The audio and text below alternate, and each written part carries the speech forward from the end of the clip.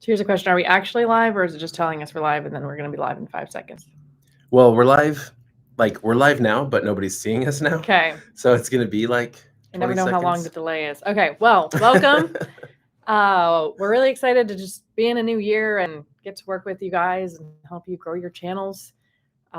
We've been doing a lot of like kind of one-on-one stuff with people lately, and a lot of challenges, like smaller group challenges. We did the Real You challenge, which was all about getting better on camera and being comfortable on camera. And now we're doing a storytelling challenge, which is really interesting. It's definitely a bit more advanced, I think. Yeah. Oh, yeah. Than the Real You challenge. But people are really making it happen, even some beginners. So it's exciting to see that community and how their outlines are coming together. I was talking just this morning to Nathan a little bit too about storytelling. We keep talking about this a lot. In fact, and I've seen other people on YouTube talking about it recently too. It's really like one of the biggest skills to make your channel really take off. Like, if you want to get more views on YouTube, you got to get people to watch your content longer. Get them to watch your content longer by keeping them engaged. And how do you do that? We're motivated by stories. Yeah. But it's not just, I don't know, it's not just like this on the nose, tell a story. There has to be a story with like sub stories and all. Yeah. There can be so many small stories too. Yeah. Like, I think people often kind of categorize types of videos in their mind as, well, this one's informational, this one I'm just teaching something, and then this one's a story or entertainment video. Or maybe while they're teaching something, they tell a story. But you can actually put a story in a video where you're teaching something, where it's subtle, and they don't really realize that a story was told to them necessarily, because you didn't sit down and say story time. But they're staying engaged because you made a story out of it. And maybe you only make a story out of 1 or 2 minutes of it, or maybe it's out of the whole video. Right. And when you really get this down, you're able to have multiple stories and hopefully one larger overarching story in a video. So there's a lot to it, which is why we're doing a full challenge so people can practice, because as I always say, that's the best way to learn. Absolutely. Hello, Champai Games, and morning. I'm doing pretty good today, Wogos. Nice of you to ask. Yeah, thank you. Yeah, glad to be here. Yeah, how are you guys doing? What are your goals for the new year? What are you maybe a little nervous about with your channel? Any hurdles that you're like, I'm afraid this is going to stop me from growing this year, or this will stop me from really getting where I want to go? Share them with us, and love to try to help you work through those. Yeah, absolutely. I kind of want to like give them a little, I don't know, a little teaser of that video that we're working on. Oh, yeah. So we're talking storytelling right now. And yeah, I mean, I want to hear about your goals. I want to hear about how we can help you with those goals. I want to hear your questions. This is an open forum. So let's go. But in the meantime, we spent a little bit of time Monday up in the mountains, cutting down a dead tree for a video, the things that we do to illustrate a point. And this came from, somebody that we're working with, we're mentoring on his channel. And to be fair to him, totally, he sent us a rough cut of a video he hadn't cut out a lot of the things he was going to cut out. So there's this 2.5 minute segment where he's using one of these like hand chain saws to cut down a tree. And he changes to a farther away camera angle just to see the tree fall. But basically for 2.5 minutes straight, he's just like cutting at this tree. And I definitely was getting, kind of bored watching at that point. It's like, yeah, we're definitely gonna need to trim this. Okay. And he did say it was a rough cut, and he eventually, yeah, we knew that didn't end up in the video. Wasn't that long. Yeah. But we were thinking about it, and it was like, we were preparing for this challenge is really what it was. And we're having this meeting with our team where we're all supporting each other on our own YouTube projects, personal projects outside of channel makers. It's great. And I was like, how I'm supposed to do this exercise for visual storytelling. And the idea was basically every 3 seconds, you're telling a micro story visually. I was like, how do we do this? It's not something that we're great at, right? And then it like clicked in this discussion. And I thought, about the tree cutting. And I thought, well, what if instead of just I'm cutting down a tree and then eventually it falls, you know, there's a story, there's a buildup, there's maybe some drama there because he's trying to build a shelter to sleep in that night, and the sun is going down. It's getting close to sunset, and he's got, I think he got the shelter built, but now he needs his firewood to last all night long. And so he's working on this, cutting down this dead tree. Okay. And I thought, well, what if we made it feel like there's urgency behind it by, you know, you've got a shot establishing him cutting down the tree, but you get another shot then for 2 or 3 seconds looking at his face, and he looks concerned and he's overexerted because he's been working for hours to build this shelter. And then you get a shot maybe of his arms. You can tell they're just super tired. And then another shot showing the progress through the tree. And then another shot showing the sun just getting on the horizon, like getting low. It's getting close. And then all of a sudden you hear the crack of the tree, and then it cuts back and you see the farther out shot of the tree falling. And all of this is like maybe 20 seconds long. So each one of those shots, 2 to 3 seconds, maybe 15 seconds total even. And I thought, that's what we're talking about. Like, that's how you do it. And that's how you would see it on an interesting TV show. And that's how like really good YouTubers do it. And we thought, well, how hard would that really be to do? And can we do it? So then we went out and did it. Set up a few cameras. Yep. And I was holding a camera for part of the time, which if you only have one person, then you can't do. But could have all been done on a tripod. It really could have. It might have been looked a little different, but you could have still told the same story. And that's the point. It's like, it's easy to get distracted by, you know, really cinematic shots, or maybe you do more camera angles and you're like, I don't know if this made my video that much better. But it's, the point is telling a story in those shots. It's showing, not telling, because, you know, you can say at the beginning of the video, oh, I'm really worried I'm going to run out of time to build this shelter. And you can still say that, but it keeps the viewer hooked if they can see that you're potentially running out of time and that you're worried about that. And it continues the suspense. So, right. I think a lot of us, we have this idea in our mind of, in my niche or whatever, or for my topic, I want to look like an expert. I'm trying to teach people stuff. They need to have confidence in me. So we err on the side of not showing mistakes or not showing challenges that we didn't anticipate. And like, those are the things that make the best stories. If you ever watch, especially the more real reality type outdoor shows. So I'm going back to this kind of survival thing just because that's the example we're using. But there's this show Alone where people literally just have to film themselves constantly while they survive on with just like a handful of tools that they got to bring with them. And they obviously are given training on how to film because they get some good shots. They don't always get the best shots, but they get pretty good ones. But the parts that make it into the final show are the challenging things that they have to overcome or that take them out of the show. It's not the like the moments where everything goes right.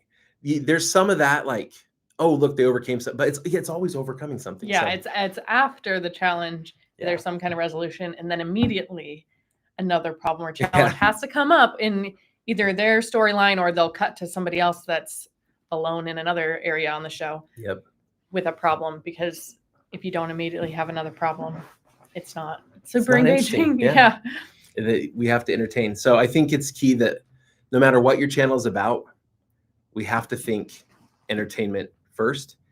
Even if your channel is like 10% entertainment, 90% instruction, the entertainment piece has to be there.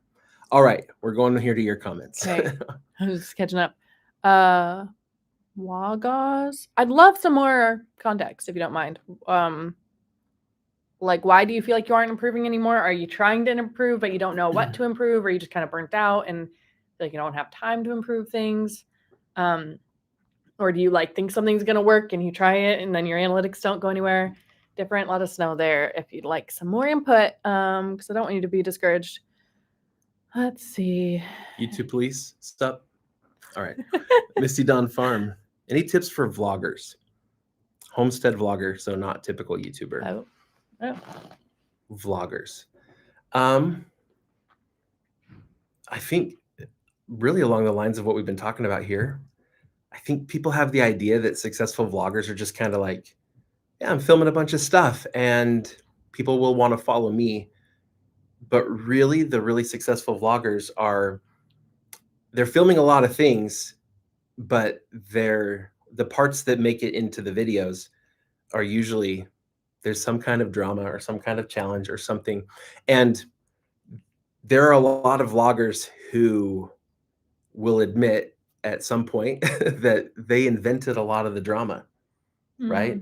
We've talked to some people and heard from some people and seen interviews where people will say, yeah, I was a family vlogger for a long time. Thinking of one person in particular. I was a family vlogger for years, but it really wasn't that healthy for my family because everything we did, all the things, the places we went and stuff, it was always for the video. And it was always focused on making it a really good video instead of just experiencing things with the family. No, I'm not saying vlogging is inherently that has to be that way, but like the point is we have to focus on and emphasize things that are challenging, things that just obstacles, things that have to be overcome. You can be real, but you can't afford to miss the challenges Yes. that actually happen because people go so far as to make them up, and you don't need to do that. But you can't afford to hide or ignore or not highlight the actual challenges, because the reason people make them up is because it works. Realistically, like there are some good shows in the homesteading and survival, like, and I know those are two different things, but like I mentioned Alone, that is basically vlogging. I mean, they're all filming themselves, going through their daily lives just in an extreme scenario, right? Yeah. You could just try to look at like what are the kinds of challenges they overcome. But there's also some there's TV shows around homesteading and stuff. My parents love, I think it's called Homestead Rescue or something. My parents love that one. And again, you could just look for the things that actually make it into the show, and that'll give you an idea of what things to maybe emphasize in your videos, like where to spend most of your time. If it's just like, hey, here's how I do this on my homestead, and everything always is going to plan and everything's perfect, and you're just showing how you set it up, like that can be really helpful from an instructional standpoint, but it's not particularly entertaining.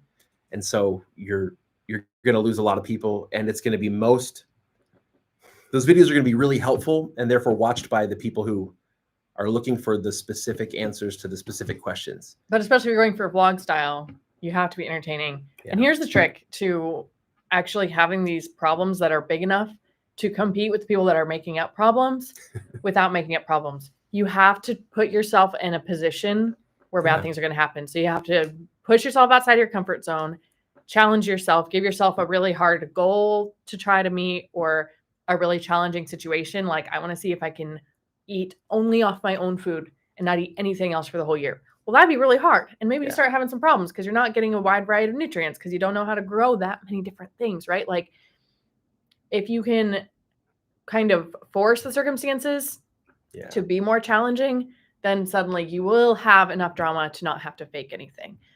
Another note, it doesn't always have to be, I think most people need to do more of that drama, but like Casey Neistat has some videos that are less dire, but he still goes to such great lengths to tell stories, and people don't realize it. And he actually published a incredible video. It's one of my favorite videos on YouTube, because he's like the most famous vlogger. He invented vlogging practically. And he has a video showing how not casual it is. It's not just, oh, I'm hanging out with Casey Neistat, which, especially where he is now, of all people, he would be the one to be able to do that. Yeah. But even he doesn't do that. And so as a small vlogger, like, you don't have a chance of getting people just to hang out with you because they don't even know you yet, if you don't put some really good stories. So anyways, in this video he made, he shows the process of him making a video. And so it seems like this casual little video of, him and his wife go to this little lunch place and have some lunch, and you see the whole thing. You're like, oh yeah, that's pretty chill video. And then in there, I think, is a little story, kind of some storytelling about their relationship. I don't quite remember. I know there was a story in it.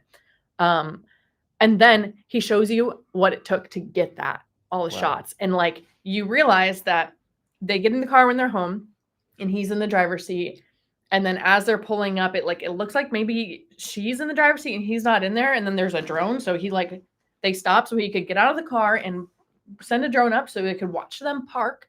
And then they both got back into those seats so that he could get out of the driver's seat, she could get out of the passenger seat. They go into the restaurant. There's just so many shots of this casual hangout thing where I feel like it's so misleading because people on YouTube are like, oh, we just want more real content. We just want to, hang out with people. And it's like, that's misleading because for one, nobody really wants to hang out with a YouTuber they don't know yet. Yeah. So as a new YouTuber, that's bad advice. And two, the kind of hangout content like Brian Trahan or Casey Neistat that feels very casual. There's still so much work put into it. Right. Because they're getting all those other shots to make it look more interesting. Yeah. Right. I mean, if it always was just one camera, it wouldn't be the same, right? Right. We're used to visual change. Like when we watch everything we watch that's produced professionally, I mean, it really is like 2 to 3 seconds before there's some sort of something change visually on the screen, a different camera angle, or then a cut to another scene. Things happen very quickly. In fact, if you watch like a sitcom, you'll realize that most of the conversations that happen aren't the way they'd happen in real life. They're way more concise. So many times I'll be watching a show and I'm like, why didn't you just stop and explain yourself a little bit better? That would have avoided the whole conflict, which of course they want the conflict, but also like, well, it's a sitcom and the scene needs to be that short too. Like it's all part of the pacing, but also part of the drama. So we have to learn to think a little bit more that way, because even if it's a vlog and you're going for connection, it still has to be interesting. It still has to be somewhat entertaining. Yeah. It's very challenging to be on YouTube. You know that, but I don't know. I feel like we might even have more viewers if we just came on here and we're like, oh, just, be yourself and it's easy. And I believe you can do it. I absolutely do. But there's a lot of strategy that it's very competitive. And yeah, if you start to use that strategy, you can start to actually get picked up by the algorithm. So live chats with Diane, having trouble with watch time, keeping the audience watching is a struggle. So this stuff we're talking about is really going to help. So a lot of times people feel like, well, what about in my case? I'm a vlogger, or, everybody's got their use case and they're just saying, well, what about for me? Stories. It's all about stories. Well, what about with ASMR? That's the one we always hear. Everybody's like, what about ASMR? We're the different ones. It's like, well, okay. Maybe. But watch the ASMR videos that have millions of views and the ones that don't. What's the difference? And is there some sort of buildup, even in an ASMR video? Is there progression happening? And I get it, like the intent of ASMR is a little bit different, but still, there's a reason some are better than others. Yeah. Or visuals. Like, is exactly. it some image? Maybe it's not a progressive story, but maybe it's some image that someone's going to put on their TV because it has rain and books and candles and some cookies, and all of those things are telling some kind of story. Yeah. It's making somebody feel like they're studying in a cozy place and they're, intelligent because they're in this kind of library. It's getting them into a mood. All these things together are telling a story, even if it's not necessarily a progressive story. Yeah. I think that's perfect. All right. I think this is a fair question for us to address. Okay. Why do you think channels like yours get so views in relation to followers? Like on Income School too. It's like 2%, and it's not just you, many other content creators as well. So especially on teaching channels, very much talking head, we're not doing great storytelling on Channel Makers and haven't. And that's not been our emphasis, although it would get us more views. Here's what I think. What I've experienced is people come to the channel, they like the information, and they'll a lot of times end up watching a lot of videos, but it's usually for a certain duration of time. So I'm getting into YouTube, I want to be inspired, I want to learn. And then you get to a point where you're like, okay, cool, my channel's doing well. And you are putting more of your time into just working on your craft, creating your content. And then, and this could be the same for other instructional type channels, but you're not necessarily unsubscribing from the channel because you still want to sort of show your support. You still are interested in maybe watching the occasional video, but you might watch 1 in 10 at this point. Or, you know, 1 in 100 even. Especially with hobbies. Like, Yeah. I would say so often, like you're saying, oh, you know, they're working on their craft. Hopefully a lot of them are. I think a lot of them I've just moved on. have moved on. They're busy. And probably if they're anything like me, in the back of their mind, they're like, I'm gonna get back to that. Like, oh yeah, I'm not practicing piano right now, but I'm gonna get back to that. I'm not gonna like get rid of my piano or, you know, or my needlepoint stuff. Like, I'm gonna keep it because I'm totally gonna get back on the wagon someday. And will I? Who knows? But they're probably like, it's a little reminder for them that I want to start a YouTube channel someday. Or yeah, they don't have any animosity, so why would they unsubscribe? I think a lot of people don't bother to unsubscribe from channels. Right. Unless they are like protesting. Yes. Right. But you don't think about it and go like clear out your, some people do, but a lot of people don't. So I think especially the hobby, it's like probably most of these people are too busy and aren't doing YouTube right now. Yeah. And I would say that, you know, in our case, the type of channel that we are, we're teaching, but it's in a style where a lot of times you might feel some appreciation, some connection to the teacher.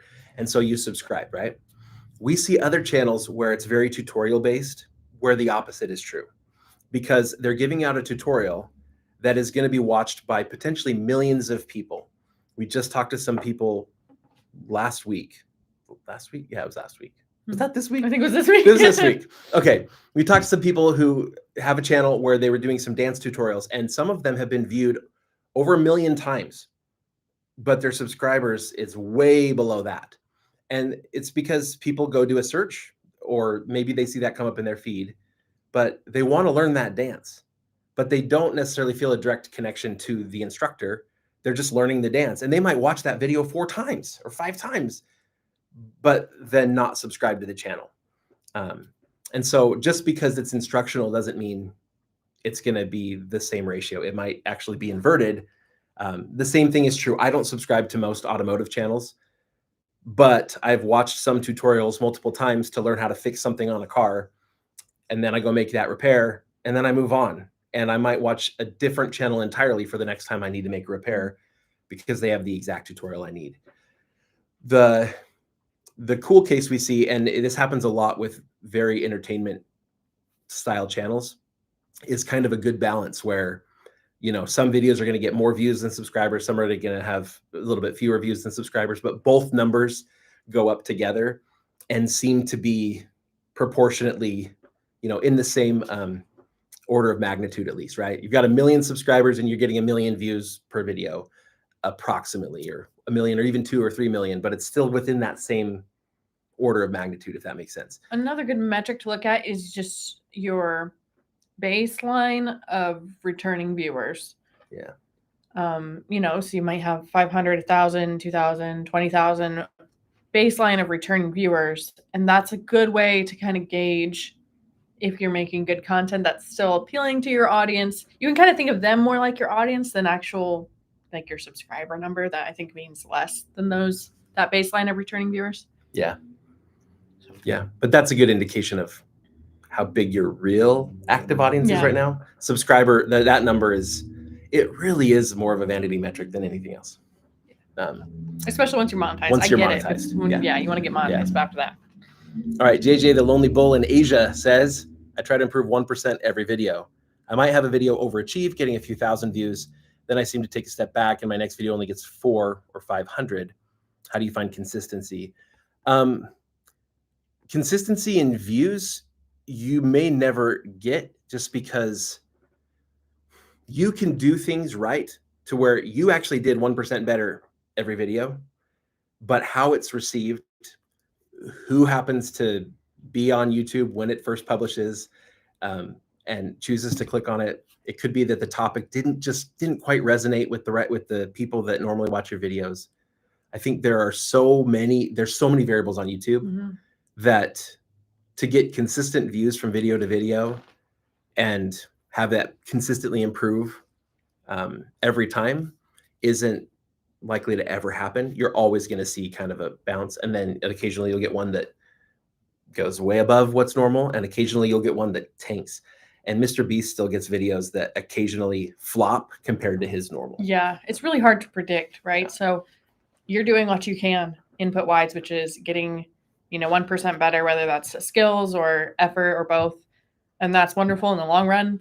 You will see results from that. And I would just say try to figure out why this is happening. Like, so you might think, well, I did 1%, maybe even 10% better on my intro this time. But what about your topic? Like, did you think you were using the skills you already learned about picking a topic, but maybe you missed something? We've seen people think that they've improved their thumbnails, for example, and they're like so excited because they're putting more effort into the thumbnails. They're like, these are better. Like in their mind, they think they're better. And in our opinion, they're actually hurting the channel compared to what their previous thumbnails were. And so I don't want to tell anybody to overthink it, because really trying to improve your skills and get 1% better is such a great habit. Yes. But every once in a while, try to analyze, like, well, why did this one do better than this other one? And even if maybe you feel like this other video was objectively better, if it didn't perform as well, then just try to figure out why that might be, I guess. Yeah. And it's a hard one. Like, that's why YouTube is so hard, because we don't always know what's going to work. Mr. Beast doesn't always know. We don't always know. Sometimes we do that. We put a lot of effort into a video and we think this is a better video than we usually publish, and it doesn't do as well. And it's like, maybe the information was better, or maybe even the presentation was better, but maybe we missed the mark on the thumbnail or the topic, and people just feel like they didn't really need it. It's just so many variables. It really is. It's hard. I'm sorry. And that's part of why you just have to keep going. Yeah. And keep working on improving 1% every time. I think that's fantastic. Yeah. Really and do. Trying new things, because patterns will emerge eventually. Yeah. You'll start to notice, oh, this worked, if you just keep trying new things. And I want to say worked as in like overnight, your channel's going to explode, but you'll start to see little breadcrumbs of, oh, this is working better than other things. So keep testing things. Absolutely.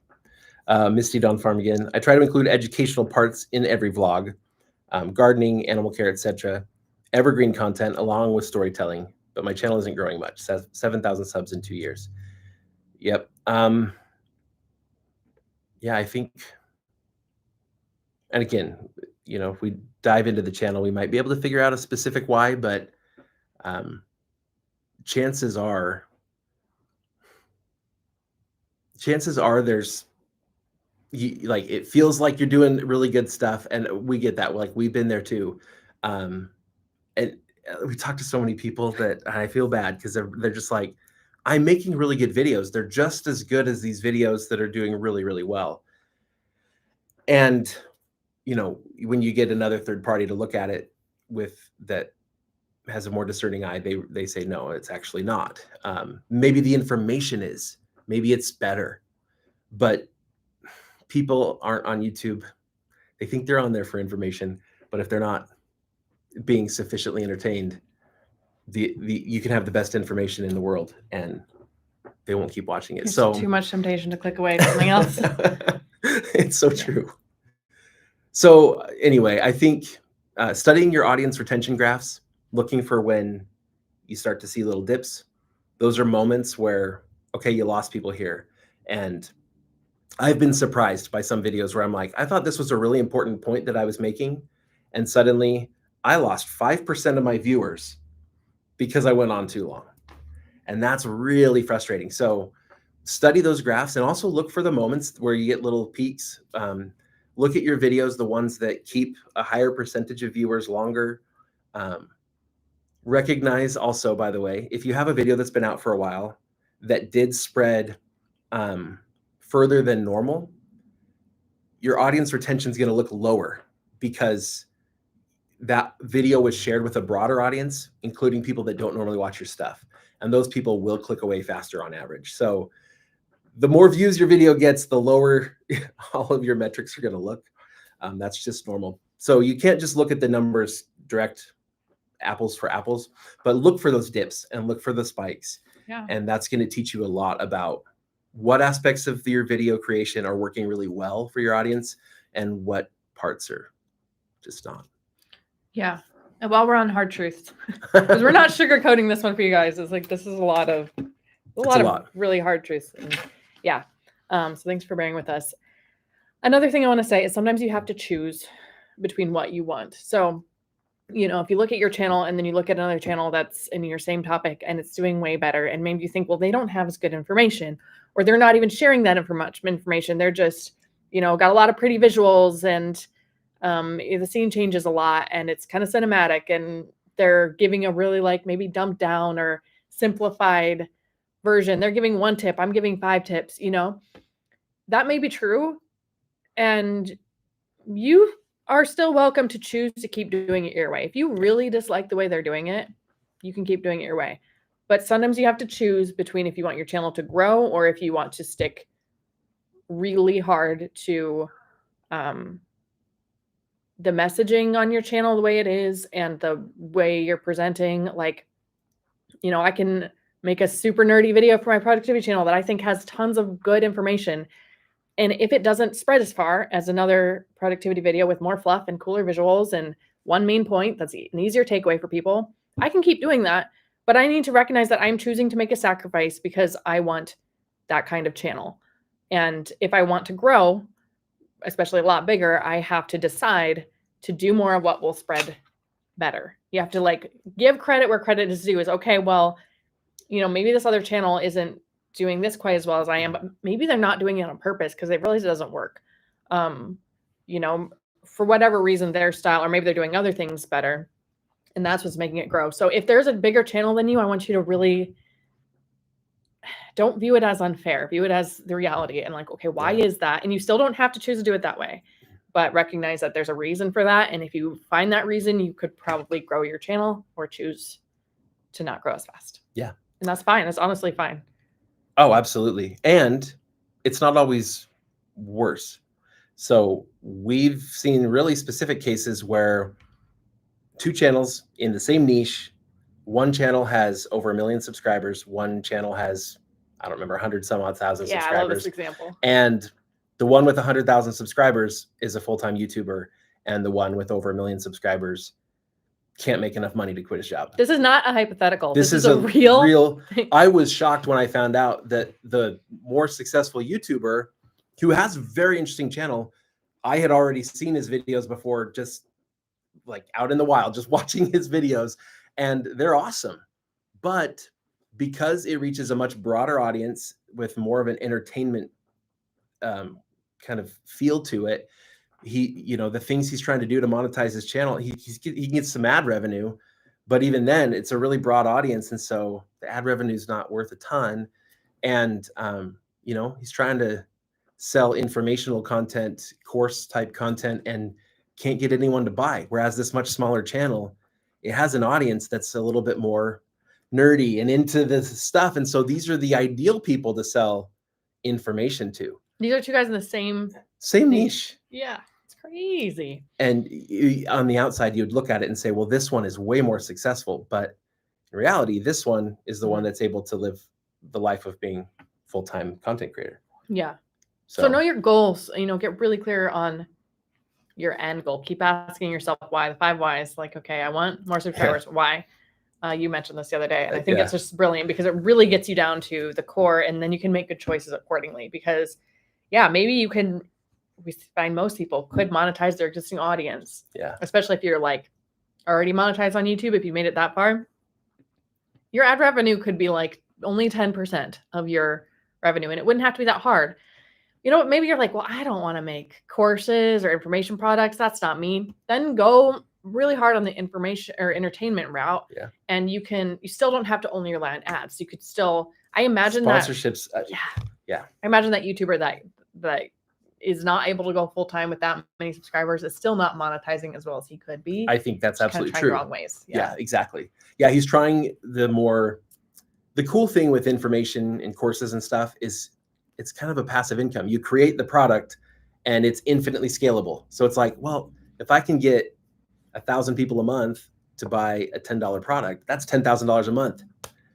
And, I'm getting millions of views. That should be easy. Well, not if they don't want the $10 thing. Yeah. And so, but, you might be able to get sponsorships where you do make $5,000 a video. And so that's where we've just got to figure out the right monetization path. We've got questions. We're just rambling on it. I know, right? This is a good one. Orchestral music, Midjourney art. By the way, there's lots of good things coming in. Angry Al Outdoors, good to see you here. Working hard, always. But orchestral music, mid-journey art. I was getting more views before I got monetized and had an explosion of subs off of 6 videos. Then my views dropped by 90% since my impressions go out to my subs first. Can your subs hurt you? So this is something we've seen on YouTube before, where sometimes it's one video even kind of goes viral and does gain you a bunch of subscribers, but then it seems to hurt your channel in the future. Why is that? What do you think? So if the video is off topic or even slightly off topic, sometimes it's hard to see until later. You have hindsight and you're looking for it and you're like, oh yeah, this is a little different than what I normally do. Or that's part of why it blew up. Right. And so maybe keep going down that route, but maybe don't, depending on if that's something you want to do long term. Right. Especially because viewer intent could be different. So it could be the exact same topic, like it could be 2 piano videos, but one's entertainment and one is educational. And so if you make one with a different angle, you're going to get a different kind of person watching your video, even if it seems like, well, I didn't change my topic. So, you know, some difference in the video, we made it different enough. And then you get that kind of subscriber that then, you know, cares about that kind of content. Maybe they subscribe because they're like, oh, I love entertaining videos like this. And then the next video is like a tutorial and that's not what they want to watch, or vice versa. And so then you get these new dead subscribers that came for this one kind of off-topic video you did and don't care about the future ones. Yeah, that's can hurt your channel.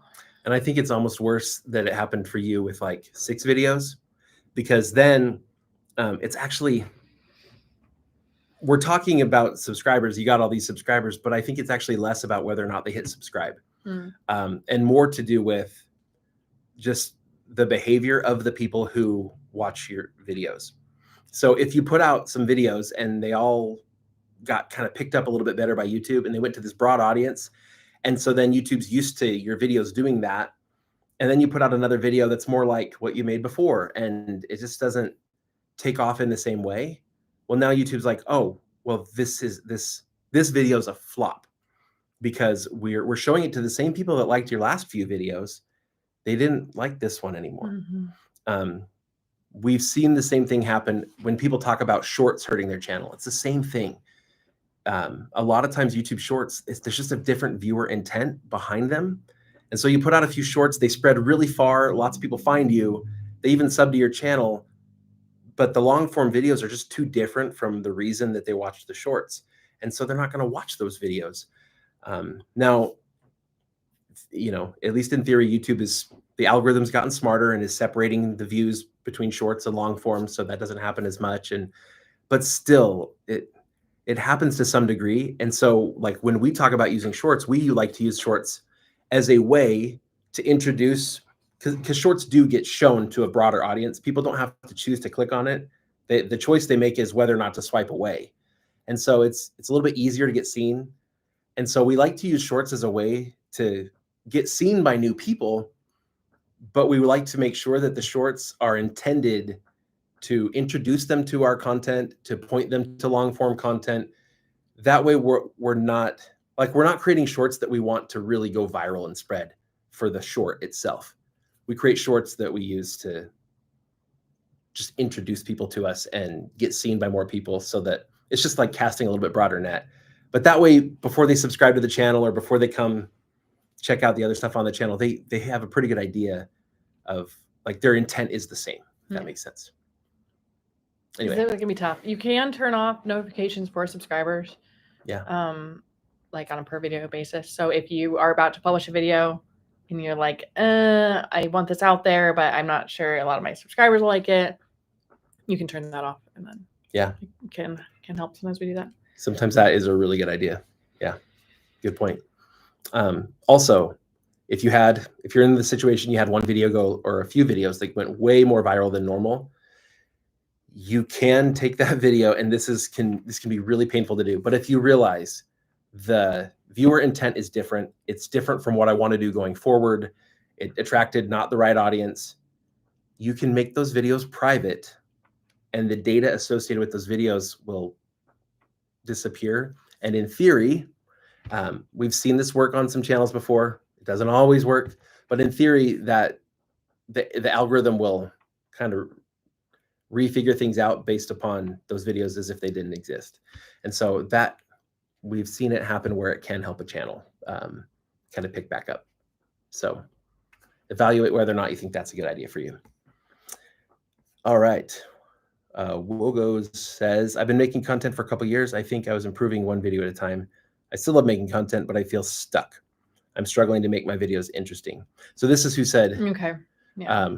Just feel like they're not improving anymore. So you feel like at this point, you're not even improving. It's not even just about the outcome isn't getting better. It's like, I'm just kind of in a rut. Yeah. I like that you've identified that you don't feel like your videos are interesting enough. Way to be self-aware. I think you can get there, but that's really important to kind of figure out the reason. So that's really good. Like we've talked about storytelling. Yeah. That can really help. Just upping the stakes so it could be a challenge. I mean, and not even necessarily for the sake of storytelling. I think upping the stakes for a story is excellent. But even if you're not quite sure how you'd make a story out of it, you know, I don't know what your channel is, but if you build stuff, build something crazier. If you, you know, if you're doing book reviews, do some big hub video where you review 30 books at once or compare the differences between 30 books at once. Like, just try to do something a little crazier, which I know if you realize your videos aren't that interesting and you've been trying to make them more interesting, that's probably not a super novel idea. But and doing some industry research, try to figure out what other people in your topic are doing that you find interesting. I think Spotter could be really good for this. Yeah. Spotter is a tool. You can get 2 months free with our code. Yeah. You've got the longer one. And it can help you with like ideation and actually planning out those story beats once you have an idea. And sometimes the idea forms as you're doing those story beats. And it can give you some really original ideas. So I would say at this point, try to do like brain dumps of as many ideas as you can. The book Idea Flow might really help you.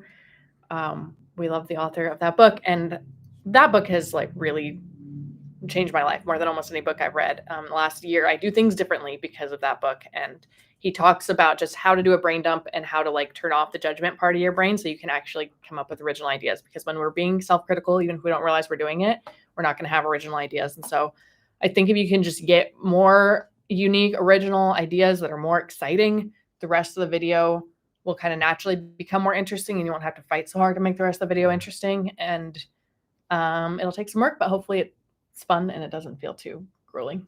Yeah.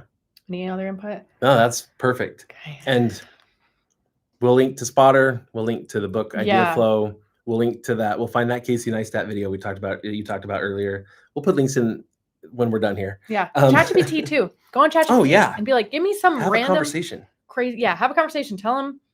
Yeah. There's so many different ways to use it. Like you could have a conversation and just like you'd with a friend or what you'd want to ask us and say, give it a lot of context, as much context as you possibly can, because that's when it gets unique. People say like, oh, ChatGPT is just generic, and it's only generic if you're being generic. Yeah. So if you go in and give it a lot of context and say, like, this is my problem. I feel like these videos were kind of interesting. Since then, I haven't had any interesting ones. Help further define what you define as interesting. Yeah. And then have a conversation back and forth. You can also ask it for 50 ideas. And then tell it which ones you like the best. Be like, okay, I liked 3, 5, 24, and 48. And I really didn't like 7, 16, 20, whatever. And then ask it why it thinks. And then it might say, well, it seems like you prefer ones that are like this and you dislike ones that are like this. And then you're like, yeah, you're probably right. Or no. And then you say, give me more that are like the type that I like. And get 50 more ideas. Yeah. And then try to come up with some of your own ideas and ask it for crazier ideas. And there's so many ways. There's a lot of like, I don't know, fear. There's a lot of skepticism around the use of AI. And like, I get that. And I started off pretty skeptical too. And I tried the whole like, okay, give me a blog post about this, this, and this. And then what it gives you, it's like, okay, yeah, this is crap. And it used to be. And then it got way better. But what we really have learned is that the more that you interact and iterate with it, the more powerful it is. And I listened, you listened to it too, an episode of this podcast, which we can also link to. It's from the author of Idea Flow, Jeremy Utley, and the guy he was interviewing. One of the things he talked about was like, our brains are super powerful and we're really creative and all that, but the problem is take everything that you've ever learned and how much of that can you access at any given time? And it's like 2%. It's crazy low.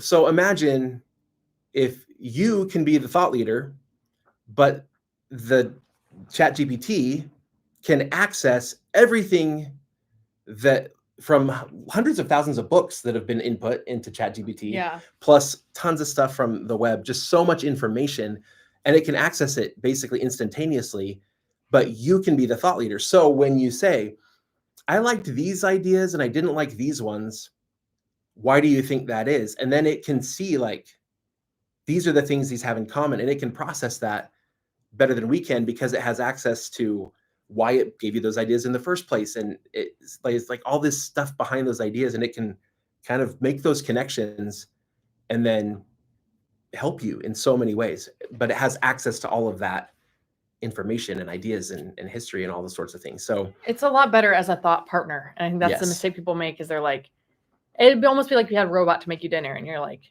make me dinner. And it's never that good. And maybe you try to be a little more specific and you're like, I want tacos, and it's still not that good. But then like, that's not the way to use it. It's use it like, help me cook dinner. And like, here's the ingredients in my fridge. What could I make out of this? And it gives you 5 ideas. Maybe 3 of them are terrible, but maybe one of them is actually pretty good. But it needs a couple tweaks. And so you're like, well, that would work, but I actually, hate things that are too sweet. And so then it gives you, I don't know who would be crazy enough to say that. It gives you ideas. And then it's like, Elsie, you could put the corn in the air fryer and then it'd be a little more crispy. And like, you are still making the dinner. You can't just say, go do it for me. It's not going to work. But if it's a thought partner, like Ricky said, then it works really well. It's pretty incredible. So don't be afraid of it. Play with it, practice with it. And it's okay to start out by doing these activities where it just makes things easier for you. It's okay to start out by saying, hey, draft this email for me. Here are the main points. Or it's okay to do those things, but that is not where the power of it comes in. It's not in, well, it can make my life a little easier. It becomes really powerful when it becomes this thought partner. So anyway, that was an amazing episode of that podcast. Let's see. Life Chats with Diane. I do one-shot, one-take videos. I've edited a couple, but it doesn't change the outcome of the video. I'm guessing if you've edited them, it's probably like the final product is still basically the same thing. And so the next level up would be really trying to think through like one-shot, one-take videos. I used to do those all the time too. But usually it was like, okay, I've got these things I'm going to present or these things that are going to occur in the video. And that's it. We do the shot or we do, and we're done. The next level up is let's think through how to make this into an interesting story. Let's have some sort of challenge. And at that point, it's hard to do a one-shot, one-take video. And one of the coolest things that happens is when we go toward making videos that are more of a story or more of a challenge, is sometimes a better story unfolds in the process of trying to do, like cutting down the tree. There were things that happened that I didn't plan for that actually could make that clip even better. And so rather than, well, oh shoot, well, that was a problem. Now it's like, okay, well, that might actually be an opportunity to make this into an even better video. And now the idea that we have for the Channel Makers video that you'll see soon is different than what we had even like before we went and filmed.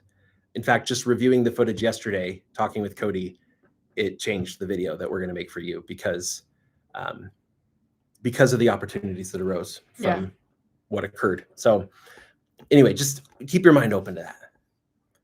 Tips for gaming live streamers. How do we apply this to like a gaming live stream? It's really hard competitive niche. I think, and the part of the problem is I've got a 12-year-old boy, right? And at one point last year, he's like, yeah, I think I want to make a Minecraft channel. And it's like, okay, what are you going to do? Well, I'm going to play Minecraft. So it's like, it seems like it should be easy because you watch other gaming live streamers that are really successful and it looks like they're just playing in a game and everybody's watching them and they love it. But the ones that are successful, they figured something out that makes their gameplay really interesting to watch. Mm-hmm. And it's the same kind of principles. And I don't watch live streams of games. Yeah. So I don't really know what it is exactly.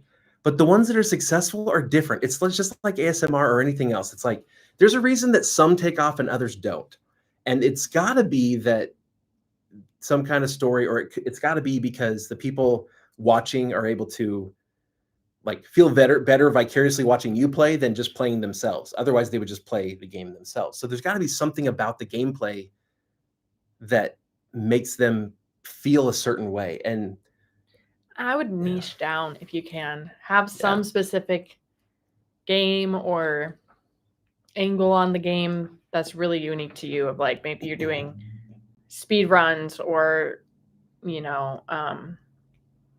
like hidden mods that people don't know about, something. Because if you're doing a really popular game, you're just doing like a generic, even if you're trying to add your own personality and add something interesting into it, that's hard. We were joking about this the other day in the office. I actually said, I think I'd rather go to Hollywood and try my luck at, being an A-list actor than try to make it as a gaming channel because it's so competitive. And I was kind of joking. It's totally possible. But I think Cody mentioned like, well, if you niche down, and I think that's true. I think that's really where you end up with the best odds. And then it's easier to find some competitive advantage, something other people aren't doing already that you could kind of make a name for yourself doing. Yeah, I think so. It's not an easy road, but you can find a unique angle.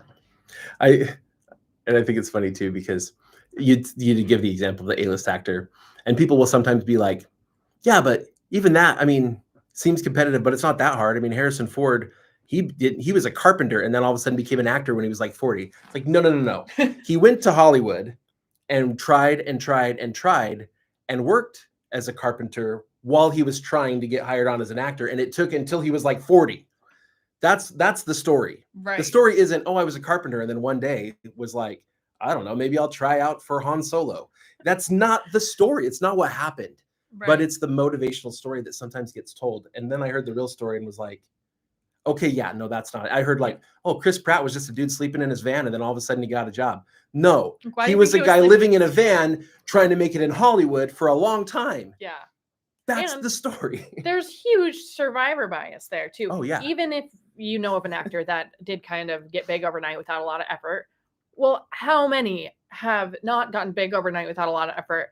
I mean, I used to have a friend, well, I still have a friend, but I used to live close enough to go visit Hollywood every once in a while, and had a friend in film school, and you go meet these people that are like trying to be actors, and there's just so many that you're never going to hear of because whether they're trying hard or they're trying a little bit, like they're just not going to get there. And I don't think YouTube's that hard. Like, no, it's not. It's not trying to discourage you. It should be a positive day, but the point is, here I go throwing wrenches in everybody's dreams. Yeah.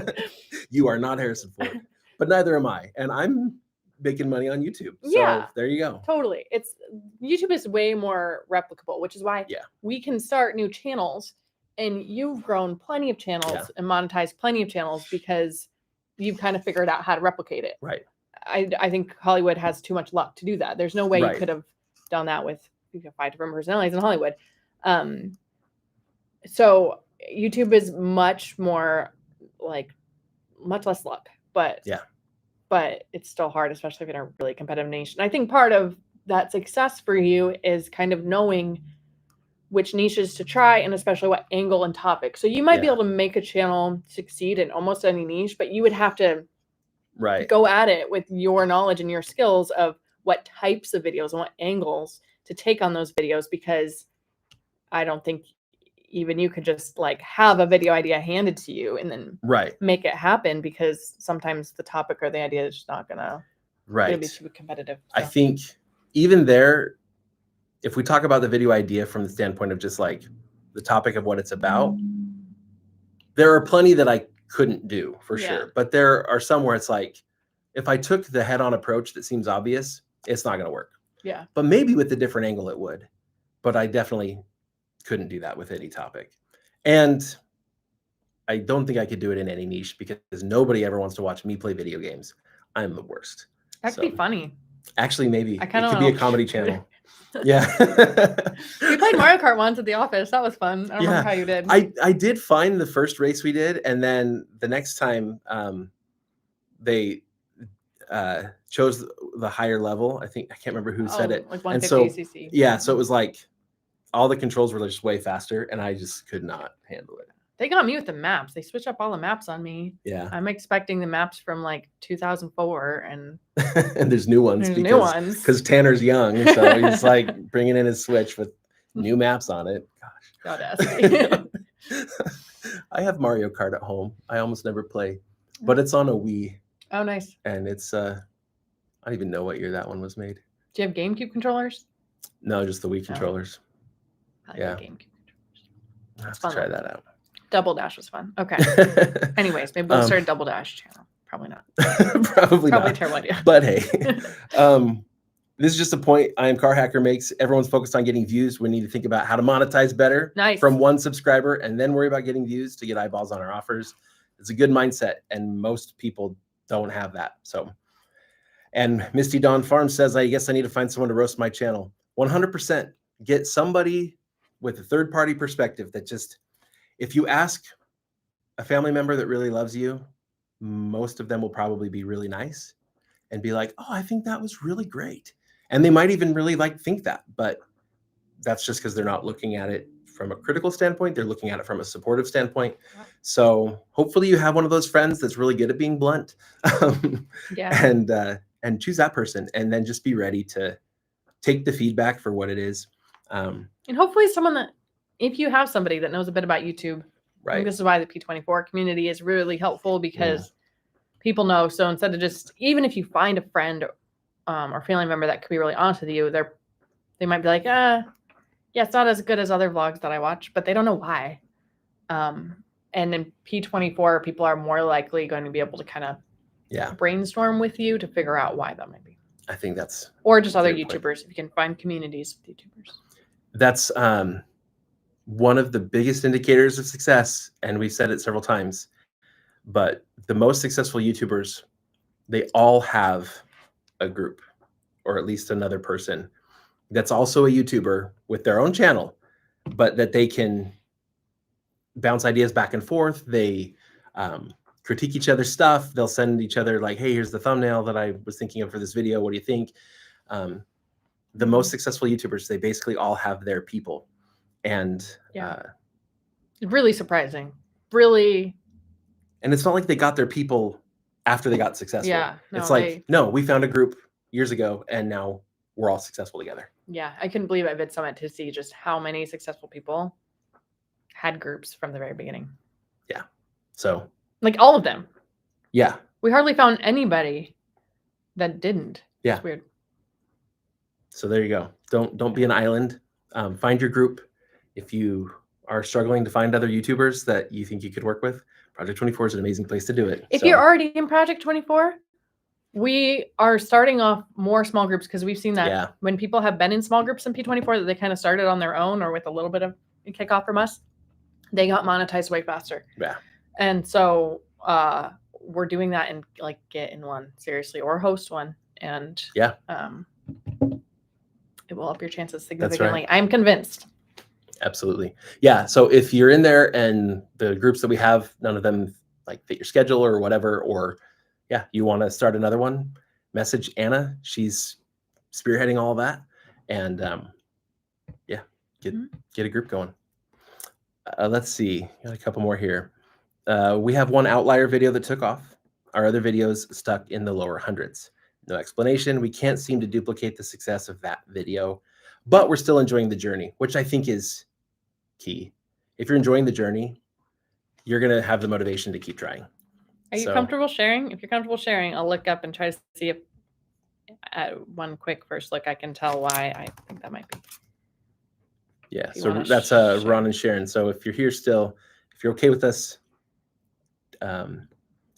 digging in a little bit, we'd be happy to. Yeah. Orchestral Music Mid Journey, thanks for the info. You're welcome. Wogo says their channel was in tech and gaming as well, so PC and so on. Caesar Joel says, current goals for your channel. Thanks for the great information. Goals for our channel. Really, like, we want to grow, have more impact. And so we're, I think, actually going to,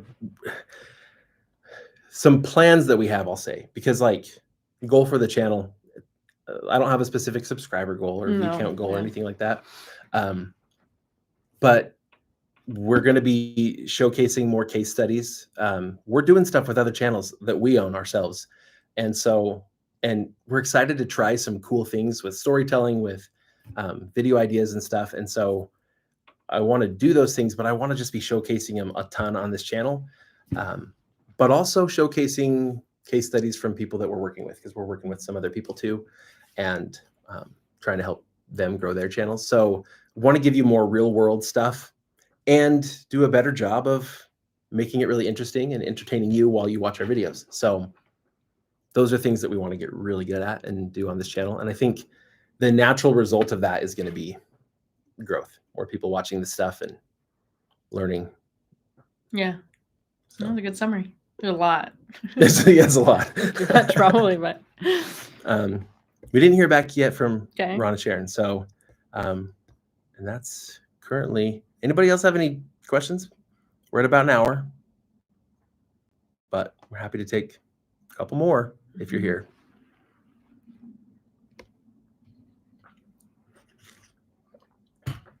Give us as much context as you can, because yeah, that too. If you say, oh, there's an outlier video that did better, we can't replicate it, maybe we could figure out a pattern, but more information better. So yeah, totally. Anything else you're particularly excited about this year? I am really excited about the Pantry Preparedness channel, our channel that we're working on. All of these things that we're talking about, those are things that we're working on getting better at ourselves. What we've done the most over the years has been talking head, pretty straight on instructional, but in other topics as well. But we're good at that. And I can do product reviews. I can do all sorts of that kind of stuff. But a really good story video is something that I don't know that we've really nailed. And so I want to get that down. I'm really excited to get that down and do it really soon, because I actually think that it only takes a handful of videos. We've seen it so many times on channels where a brand new channel can start off, but usually it's somebody that knows what they're doing. And it doesn't take very many videos before their channel just becomes a success. Yeah. And, you know, you look at that and say, oh, they got so lucky. The algorithm loved them. Well, look at the videos, and there's something different about them. And it is that. It's just, you're compelled to watch longer. And even if it's just, you watch their video 50% longer than you would watch someone else's video in that niche, that 50% longer is enough for YouTube to know that's a better video, and they're going to push that video further. Big deal. Yeah. So we're going to nail that, and we're going to share with you exactly how we did it. All right, I'm Car Hacker. Do you expect AI videos getting demonetized in the future? 100% AI made videos. I don't think they're going to work as well. So I've seen some of the videos that are completely AI made that I've enjoyed. There's some where there's like Redneck Harry Potter. Have you seen that one? It's pretty hilarious, but it's not like a story. It's just, well, it's a song. It's just nonsense. Right. But like the visuals, even Harry looks different in every scene a little bit, you know? It's a comedic music video. That's AI. Right. Yeah. But it's clearly AI. It's marked as AI. And I think that existing on YouTube and still being monetized, I don't know if that's a big problem, other than monetizing content that maybe you don't own from a copyright standpoint, because so here's what they've said over at YouTube. You have to be very clear. There's a checkbox when you publish a video where you can say, like, if you've used AI content or not.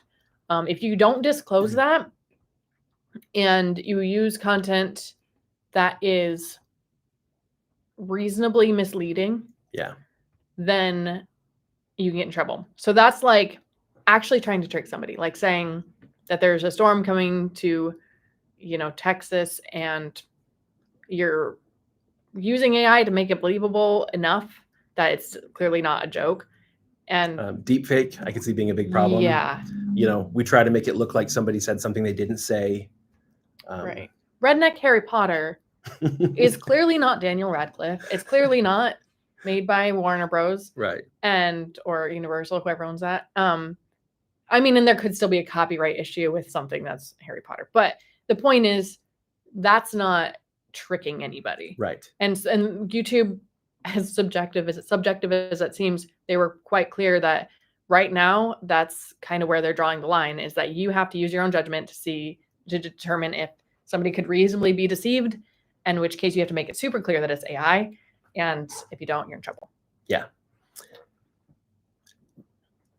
And I just wonder, like, is there a reason to completely demonetize AI made videos just because they're AI made? And I don't think so. Yeah. Again, the only issue I could see is the copyright thing, not necessarily because Warner Bros. Is going to come after you, but because, like, if I make a video using an AI tool, do I really own the copyright to that since I didn't make it? And that just depends on the terms of the AI tool itself. I can't remember exactly what the laws are, because I know there's some stuff around, like, you can't, like nobody really owns a copyright to it. And so I could see that becoming an issue. Like, can you be making money? Can you be monetizing on YouTube a video that you don't own? Can we talk about the company we're working with around that? Yeah, I think so. Cool. I don't know of any reason why we can't. Okay. Except their name just left my mind. Thanks for bringing it up. Sorry. There is a company that we're working with, and I will try to remember it over the next minute while I explain it to you.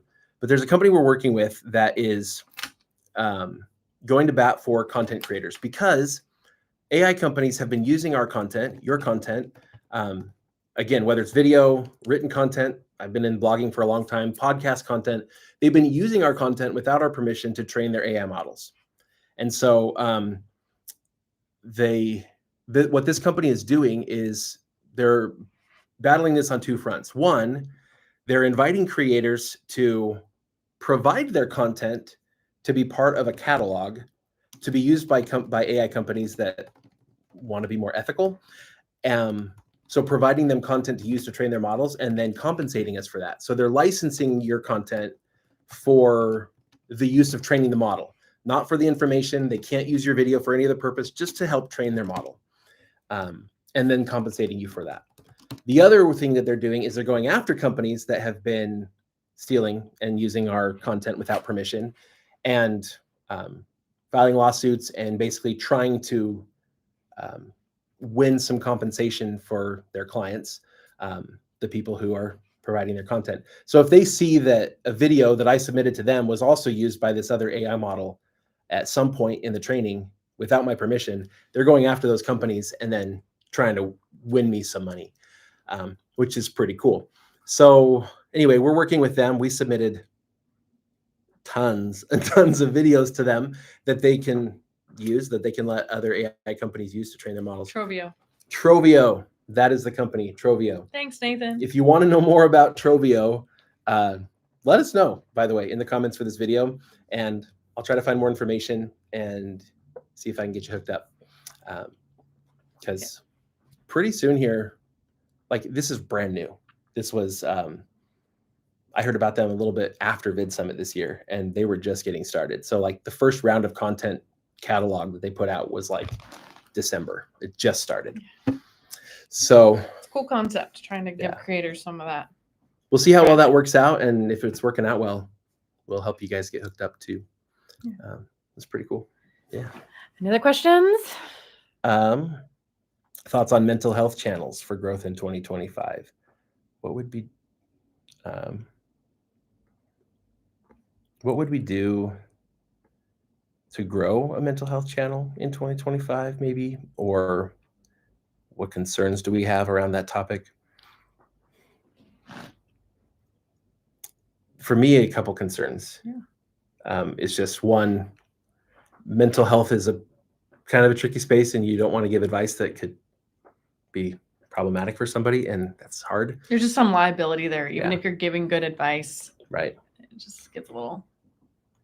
And the other thing is, like, if you approach it really head on, it's going to be hard to stand out and be very successful. Mm-hmm. So on our preparedness channel, we actually just talked about this the other day. And, you know, one of the things that we talk about is just how having stronger community, building stronger connection and ties with real people in your real life has mental health benefits. But we were like, we got to be careful. We don't want to cross the line into saying, like, just make friends. You don't need a therapist, because that's not, like, that's first of all not true in a lot of cases, and that could be advice that leads somebody to do the wrong thing. You know what I mean? So, like, we want to address the mental health benefits of a lot of the things that we're talking about on that channel, without necessarily coming across as giving people advice to stop doing something that they're doing that's helping like, this them. is all you need. Don't worry about professional help. Anytime you're giving any kind of medical or mental health advice, you know, it's tricky, because you need to mention, like, if the video is too much about that, you need to mention, you know, get the opinion of a professional, even if you're a doctor, or I think it says, I'm a licensed therapist.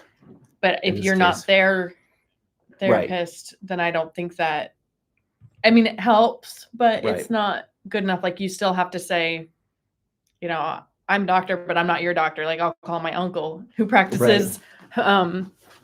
He's a doctor in Ohio, and I'm calling him from Idaho.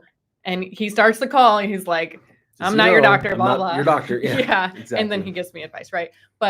And I'm his niece. So it's a lot easier than on YouTube. It's just.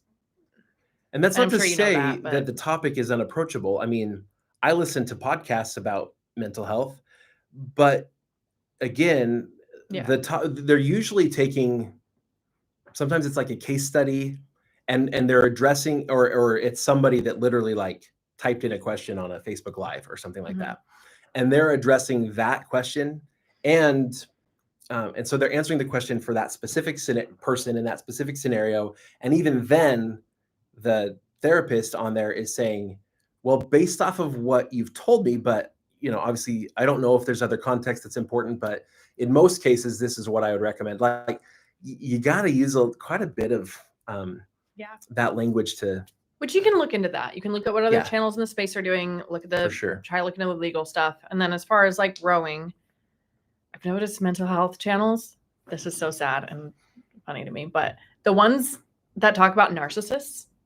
Oh yeah. Oh my gosh, they just went better. So well. The videos themselves on the same channel, like the ones that talk about narcissists, are huge outliers, because I think people have, you know, they're upset about the narcissists they've come across in their lives, and it makes them feel kind of good to learn about that. And I can't imagine why that is so successful, or why that would make anybody feel good. Right. You've never encountered one, so how would you know? It's never, ever been my experience before. No, but it's totally true. I see them all the time talking about narcissism. And I think you hit the nail on the head. It's like you feel validated, because it's like, I feel like this person manipulated me or mistreated me, and I couldn't ever put my finger on it. And I feel really hurt, but I don't know if I should. Am I nuts? And then all of a sudden it's like, oh my gosh, this person has a narcissistic personality.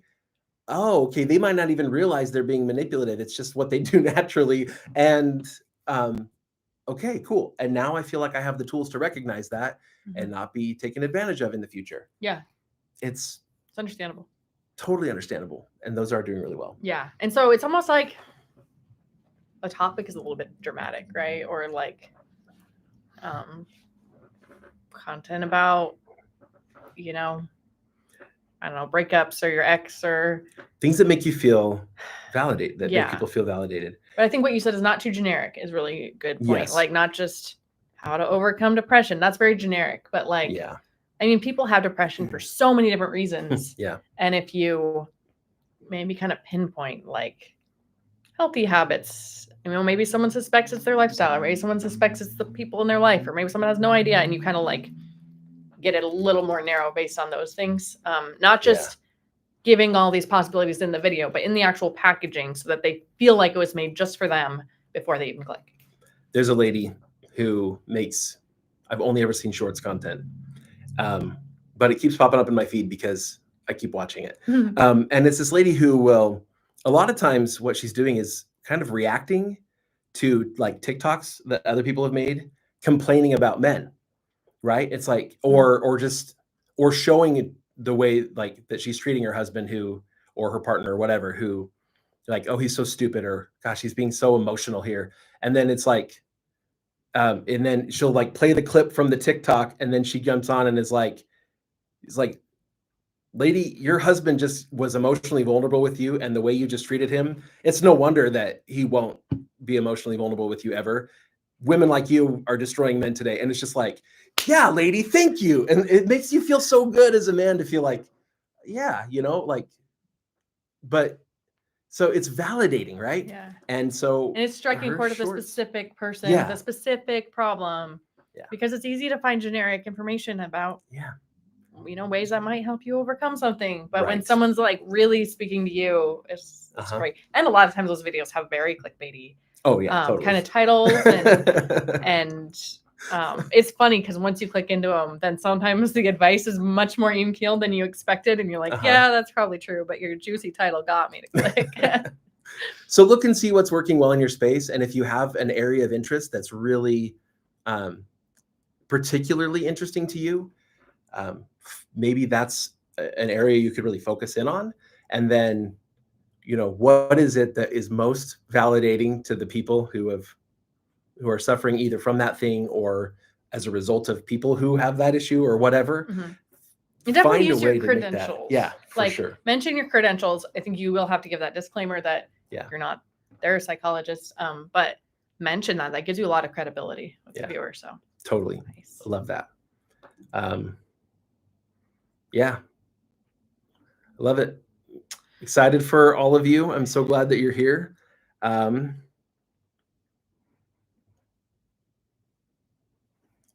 Michael, the comment section of videos are full of those striking chord pain. Yes, look at your comments when people do comment on your videos.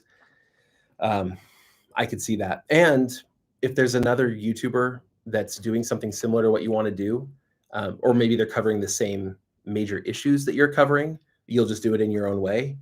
Look at their comments and see what people are saying and what questions they're asking, and you may find pain points that you can go address in your own videos. Yeah. So sweet. Cool. All right. Great. Hopefully you guys feel positive and hopeful that now you know the strategies to do this hard thing called YouTube.